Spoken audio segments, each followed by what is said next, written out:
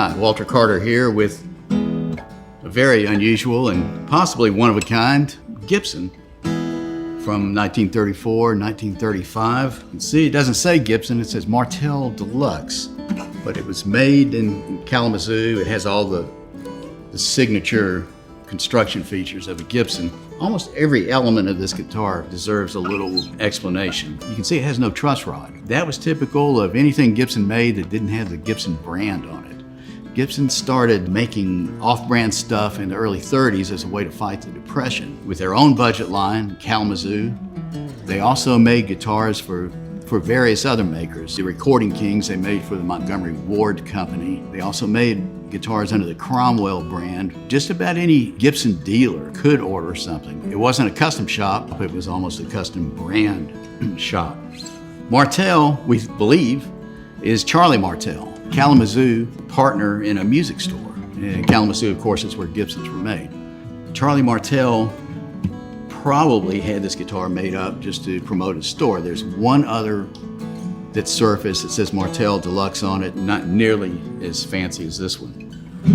So 1934, that's a fancy fingerboard made of perloid, but not unheard of.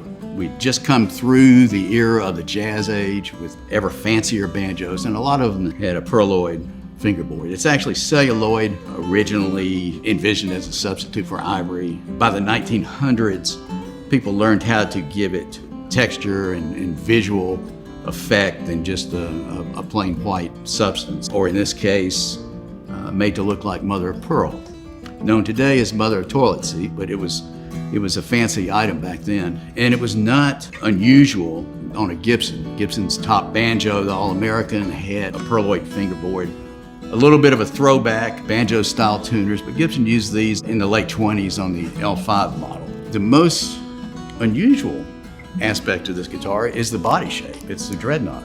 Dreadnought is the most familiar acoustic body shape now, but in those days it was something very new, and the flat top guitar was not that well established yet at Gibson. Another of the unusual and identifying feature of this guitar is the body depth that is uniform or near uniform through the whole guitar. The models that followed would have more of a tapered body, but this was unique to Gibson's jumbo model.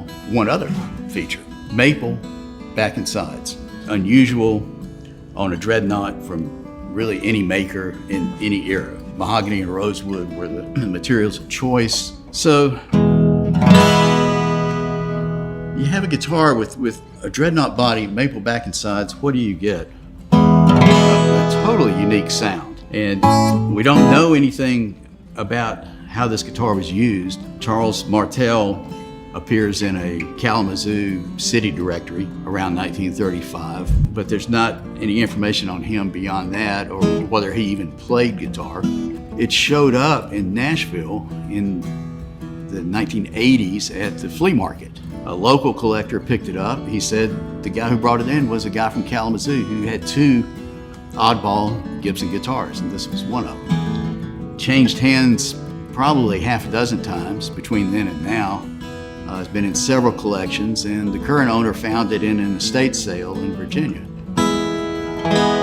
There's not much really to say about this guitar except that it sounds great.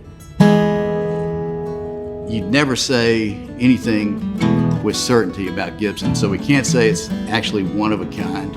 Maybe another maple-bodied dreadnought pre-war out there somewhere. But I think you can say with certainty that there's no other Gibson that sounds like this one. The dreadnought body, extra depth, maple back and sides, all that works together to give this guitar a sound that I'm going out on a limb, but I think it's one of a kind when it comes to Gibson.